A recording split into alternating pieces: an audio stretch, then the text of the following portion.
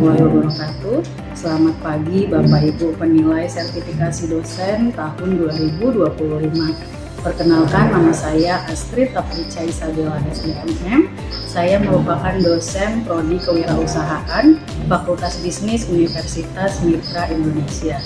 Video ini dibuat untuk melengkapi persyaratan sertifikasi dosen gelombang 1 tahun 2025 tentang pernyataan diri dosen dalam unjuk kerja Tridharma Perguruan Tinggi atau PDD UKT-PT dalam bidang pengajaran. Pada kesempatan kali ini, mata kuliah yang akan saya ambil merupakan mata kuliah inti dari Prodi Kewirausahaan dan mata kuliah yang saya ampu pada semester ketiga, yaitu mata kuliah manajemen usaha mikro, kecil, dan menengah. Kuliah ini terdiri dari 3 SKS, 2 SKS teori, dan 1 SKS merupakan problem solving pada UMKM yang terjadi di lapangan. UMKM yang diidentifikasi adalah UMKM di sekitaran kampus Universitas Mitra Indonesia. Mata kuliah manajemen UKM dapat diambil pada semester ganjil atau semester 3. Dan sebelum mengikuti mata kuliah ini, mahasiswa wajib untuk lulus di mata kuliah pengantar bisnis, pengantar kewirausahaan, dan manajemen organisasi. Deskripsi mata kuliah ini, pada mata kuliah ini dirancang untuk memberikan pengetahuan kepada mahasiswa agar dapat memahami konsep usaha mikro, kecil, dan menengah, bagaimana sejarah UMKM di Indonesia, kemudian aspek-aspek UMKM dalam bidang produksi, dalam bidang pemasaran, dalam bidang SDM, keuangan, dan legalitas usaha bagi UMKM. Mata kuliah manajemen UMKM juga membahas tentang bagaimana regulasi dan kebijakan pemerintah dalam pengembangan UMKM. Dalam mata kuliah ini juga mahasiswa dilatih jiwa kepemimpinannya dalam membuka dan mengembangkan usaha, agar mahasiswa tidak pantang menyerah, berani mengambil resiko saat terjadi kegagalan dalam bisnis. Capaian pembelajaran setelah menyelesaikan mata kuliah ini, mahasiswa diharapkan mampu menjelaskan tentang konsep UMKM, teori-teori dasar dalam UMKM, menggunakan metode analisis yang tepat dalam menilai kinerja dan mengaitkan hubungan permasalahan UMKM dengan kebijaksanaan pemerintah. Kemudian mahasiswa mampu berpikir kritis, berkomunikasi secara lisan maupun tulisan dengan baik, bekerja sama secara mandiri ataupun tim dalam mengelola waktu dengan baik. Mahasiswa juga diharapkan mampu membuat produknya serta memasarkan produknya baik melalui e-commerce maupun pemasaran offline. Referensi yang digunakan dalam mata kuliah manajemen UMKM salah satunya adalah karya saya sendiri, yaitu buku sertifikasi halal yang kaitannya dengan salah satu legalitas yang harus dimiliki oleh UMKM pada produk olahan baik makanan maupun minuman. Sebagai informasi juga, buku ini merupakan salah satu luaran penelitian yang didanai oleh Kemdikbud-Ristekdikti pada tahun 2023 yang diketuai oleh saya sendiri. Ya, kemudian beberapa referensi juga dipakai dalam mata kuliah ini. Salah satunya referensi dari Tulus Tambunan tahun 2002 dalam bukunya Usaha Kecil dan Menengah di Indonesia yang mengungkapkan beberapa isu penting. Ya, buku dari Tulus Tambunan ini adalah terbitan Salemba 4, Jakarta. Dan kemudian selanjutnya yang digunakan adalah buku David H. Banks tahun 1995, Pedoman Penyusunan Rencana Pemasaran Seri Usaha Kecil, yang diterbitkan oleh Erlangga di Jakarta.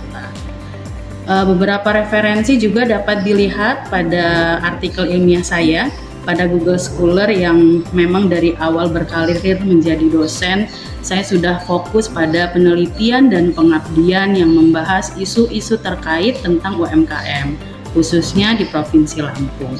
Saya berharap UMKM di Provinsi Lampung dapat berkembang dan bersaing bukan hanya di kancah nasional tetapi juga di kancah internasional.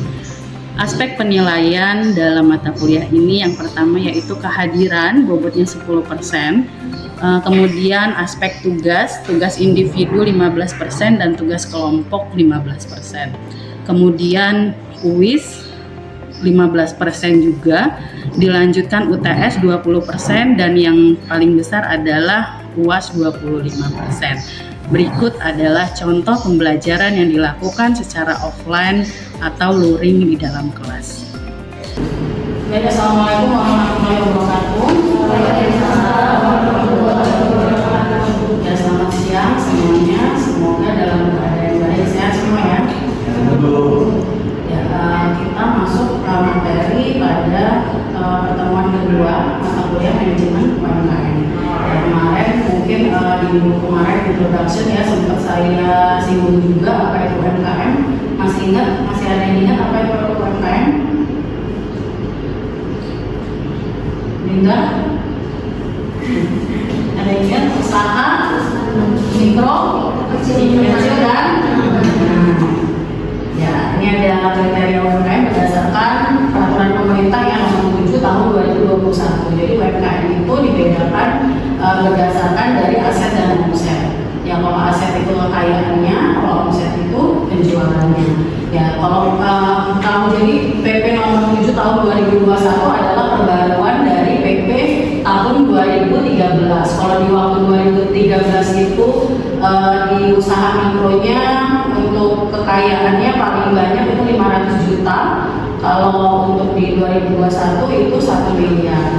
Kemudian hasil penjualan atau omsetnya untuk mikro 2 miliar, untuk usaha kecil 1 miliar untuk asetnya, dan untuk omsetnya 2 miliar sampai dengan 15 miliar. Ya, untuk yang menengah mungkin bisa dibaca pada slide. Ya, kemudian klasifikasi UMKM berdasarkan jumlah karyawan yang masih dengan PP yang sama di tahun 2021 tadi. Menurut berdasarkan PP tersebut bahwa yang dinamakan usaha mikro itu karyawannya 1 hingga 5 orang tenaga kerja. Sedangkan untuk yang kecil itu 6 hingga 19 orang tenaga kerja, 20 hingga 99 orang tenaga kerja itu masuk usaha menengah. Nah, di atas itu masuknya usaha besar. Ya, kemudian aspek UMKM. Ya, aspek UMKM itu ada 5. Ada aspek produksi, aspek pemasaran, SDM, keuangan, dan legalitas. Ya, di aspek produksi itu ada perencanaan produksi. Buat apa sih harus adanya perencanaan produksi bagi UMKM itu? Kira-kira apa?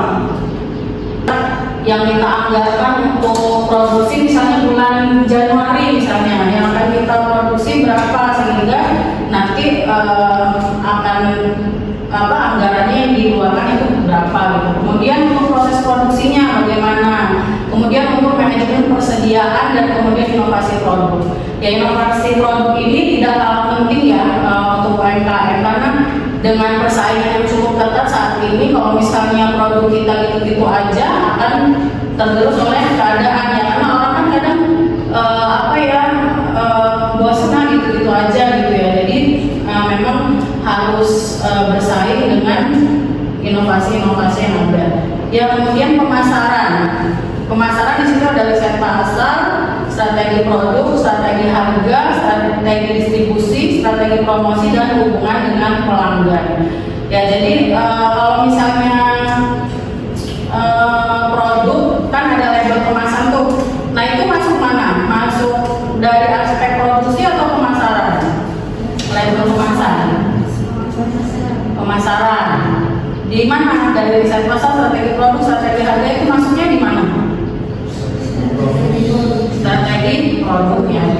Ya, betul. Jadi itu salah satu nilai jual bagi UMKM itu dengan adanya label kemasan yang lengkap, misalnya mencantumkan legalitas usahanya, kemudian legalitasnya kan seperti misalnya kalau misalnya makanan dan minuman itu bisa PIRT ya, PIRT, kemudian halal, kemudian ada komposisi biasanya. Nah, nanti di slide selanjutnya akan kita jelaskan lagi.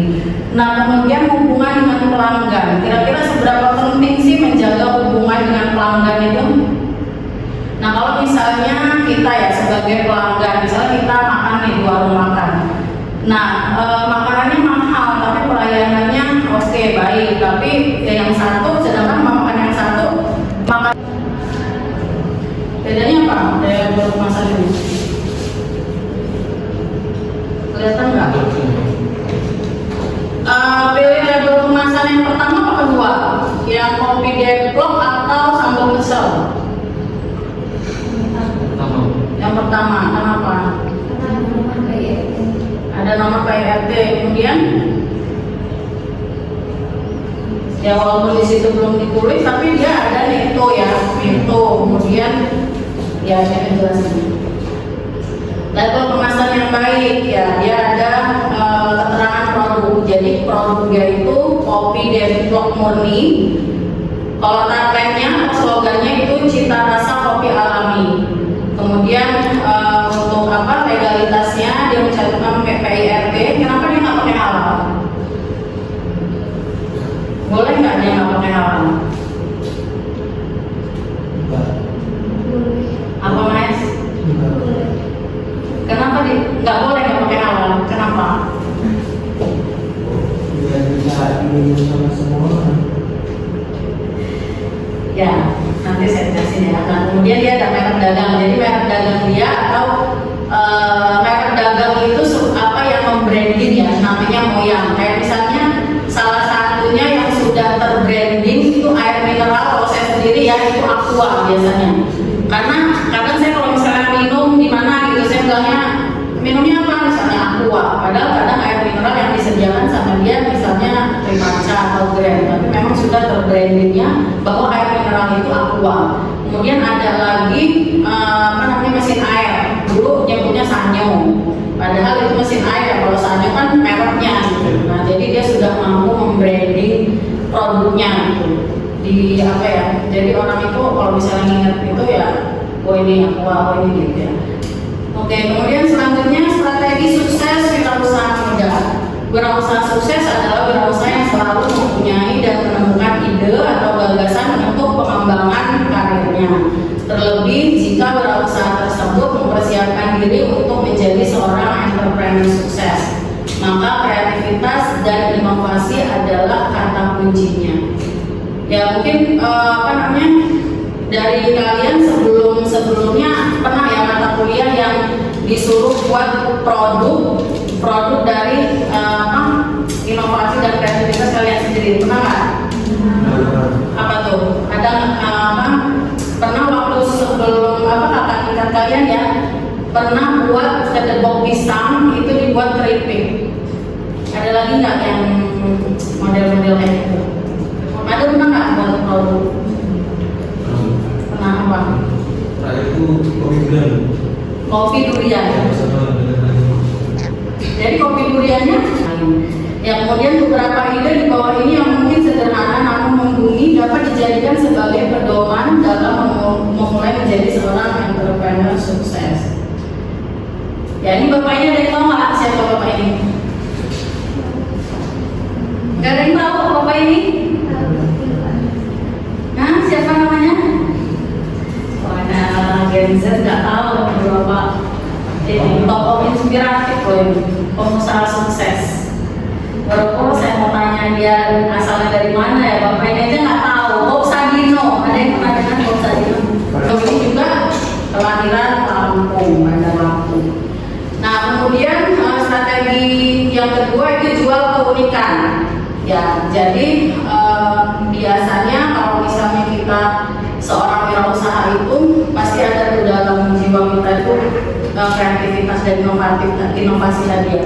Jadi jika Anda tergolong kreatif dan inovatif, pasti banyak ide atau hal baru yang dapat Anda jadikan peluang usaha. Ya tidak sedikit usaha baru dimulai dari penemuan jenis produk, teknologi, sistem dan program baru. Yang kemudian jika berhasil menciptakan sebuah keunikan, segera Anda ambil hak paten dan menjualnya. Ya, yang tadi saya bilang, kalau memang kalian benar-benar yakin bahwa itu produk kalian dan memang belum pernah ada, ya didaftar aja patentnya gitu. Nah, kemudian penemuan baru biasanya sangat berpeluang untuk menembus pasar, apalagi khas, unik, dan dibutuhkan orang banyak. Nah, kemudian duplikasi usaha lain. Boleh nggak duplikasi usaha lain? Boleh ya, tapi ya, jadi ada namanya ATM ya, amati, tiru, dan modifikasi. Ya, bagi Anda yang merasa kurang kreatif dan inovatif, jangan putus asa. Percayalah, ide usaha tersebar di mana-mana, bahkan di depan mata. Anda harus selalu perlu membaca peluang, mengukur potensi, dan berani mengambil resiko. Anda cukup menduplikasi usaha tersebut, tapi harus memberikan nilai tambah kepada konsumen, seperti pelayanan, harga, kecepatan, dan keramahan. Yaitu masuk tadi dalam strategi pemasaran juga ya. Nah, kemudian jadilah pemimpin untuk diri Anda sendiri. Ya, jadi kalau misalnya kita punya usaha, kalau misalnya kita karyawan kan pasti kita ya jadi karyawan gitu. Kalau misalnya kita bekerja di perusahaan orang, kita jadi karyawan. Tapi kalau misalnya kita punya usaha, ya kita pemimpinnya gitu ya. Sebelum memimpin orang lain, alangkah lebih baik jika kita mulai memimpin diri sendiri, merencanakan sendiri target sukses Anda, mengarungi alam ide perwujudan. Oleh karena itu, ya usaha yang sukses adalah orang yang mampu memimpin diri sendiri dan menjadi tauladan buat orang lain. Ya, yang pasti orang yang sukses itu tidak berasal dari orang malas ya. Yang pastinya kerja keras lah gitu. Karena kadang kita kalau misalnya kita punya tujuan apapun itu, pasti kita berusaha untuk mencapainya ya. Kayak ya contohnya aja saya, karena yang saya alami pribadi ya, karena saya bukan pengusaha, jadi saya masih contohnya pengalaman saya waktu kerja gitu. Jadi kalau kata mama saya dulu almarhum, saya tuh orangnya konsisten dari mulai TK sampai SMP. Kalau ditanya saya mau kerja apa, saya bilang kerja di bank, saya bilang gitu. Nah, dari konsistenan itu sampai gede, ya memang nggak berubah gitu. Selalu cita-cita saya itu pengen jadi bank. Nah, karena kita sudah punya tujuan itu, nah kita kan punya cara ya untuk mencapainya gitu. Jadi, saya harus apa nih? Kalau saya pengen kerja di bank, berarti saya nggak di situ dulu dong pasti. Jadi tapi kadang orang itu udah putus asa kan, kadang tuh cuma yang bukaan, misalnya ada lowongan aja yang dimasukin. Kalau saya enggak dulu, jadi mau dia ada lowongan mau enggak saya masukin terus di bank-bank itu. Nah, akhirnya ya benar istilahnya 10 yang kita masukin pasti ada lah yang nyangkut, ada yang 3, 2. Begitu juga waktu terakhir ya sebenarnya saya jadi dosen ini sebenarnya keinginan mama saya, tapi keberhasilan kita juga. Ya, kemudian biasanya wirausaha sukses itu juga orang-orang yang fokus. Ya, jadi ada prioritas. Jadi saya waktu itu zaman SMA itu kadang-kadang kita kan geng-geng gitu ya. Nah, kalau misalnya kami itu dulu sering kayak mempimpah gitu lah, mempimpah siapa yang nikah duluan, terus siapa yang nikah dulu. Saya bilang kan saya nggak usah mempimpah, saya belakangan aja, saya bilang nikahnya. Loh kenapa? Dari enggak lah, saya nikah di atas umur 30. Tetapi kadang gitu ya, ucapan kita itu memang benar adalah doa, karena akhirnya ya benar saya nikah di umur 33 gitu. Jadi kata mereka, kenapa kok mau nikah tua gitu ya, kalau bilang sama orang kamu kan nikah tua ya kalau dari atas 30. Saya bilang saya mengajar karir, saya bilang kayak gitu. Tapi ya akhirnya pada akhirnya saya menemukan di situ gitu, karena ketika saya nikah memang saya sudah memprioritaskan keluarga saya, bla bla bla bla kayak gitu. Udah sekarang udah gampang banget ya. Yang penting kita mau aja. Nah, kemudian yang terakhir berkumpul bersama pengusaha untuk mengetahui seperti apa dunia wirausaha. Ya, jadi kalau misalnya kita mau wirausaha ya ini ada namanya himpunan pengusaha muda Indonesia ya. Karena kan kalau misalnya kita sering kumpul dengan orang-orang yang memang kita pengen berkecimpung di situ, yang pasti kita akan dapat pengetahuan seputar itu ya, bagaimana dunia usaha gitu, bagaimana memulainya gitu.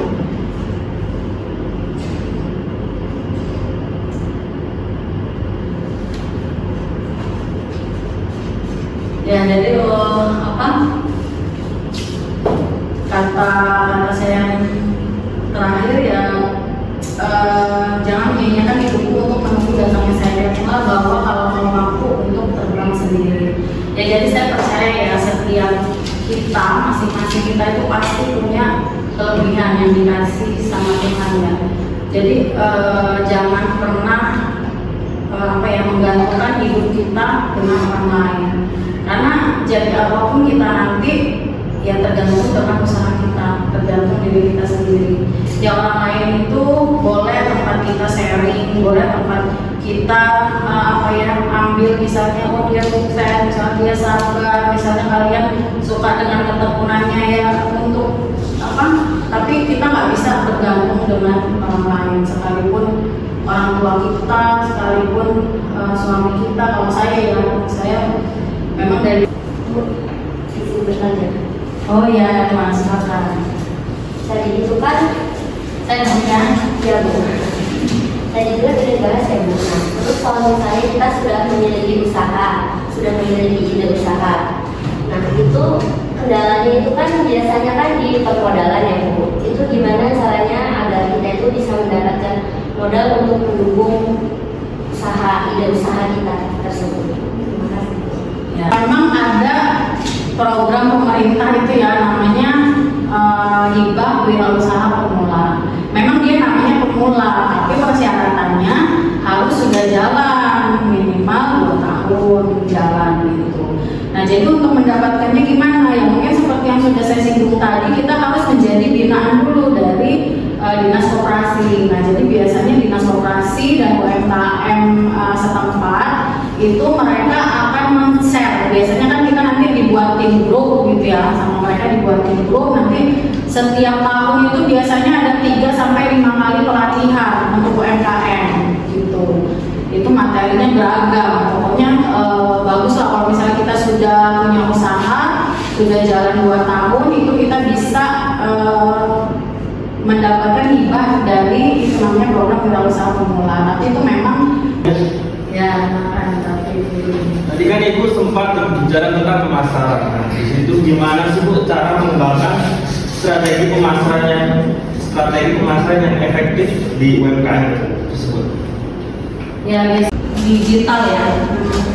Biasanya itu kalau yang saya tahu sih, karena kemarin saya kan kadang orang kalau misalnya yang berat-berat gitu ya, kayak bahan bangunan gitu jadinya ini misalnya yang langsung gitu, tapi ternyata bisa loh di Shopee juga itu bisa kita kayak beli bahan bangunan gitu. Yang penting ya cocok aja sama mobilnya. Cuman memang kan biasanya lebih murah ya kalau di di e-commerce gitu. Nah jadi kalau strateginya kalau saat ini sih yang paling efektif menurut saya memang pemasaran online. Apalagi sekarang tuh kalau misalnya kayak baju-baju atau produk-produk makanan juga bisa itu dari TikTok. Yang penting kita itu kalau misalnya kita punya usaha, kalau misalnya memang mau pemasaran online, memang harus ada admin khusus yang megang akun kita itu e-commerce, dan kita konsisten di e-commerce tadi. Nah kemudian kalau untuk offline ya itu sih kalau untuk sekarang ya mungkin perlu ditingkatkan aja pelayanan kita. Terus waktunya juga mungkin berinovasi. Ya udah cukup. Jadi mungkin ada lagi. Ya mungkin kalau tidak ada, saya akhiri ya pertemuan hari ini. Terima kasih untuk kehadirannya. Sampai jumpa minggu depan. Semoga sehat selalu untuk kalian. Saya akhiri. Wassalamualaikum warahmatullahi wabarakatuh.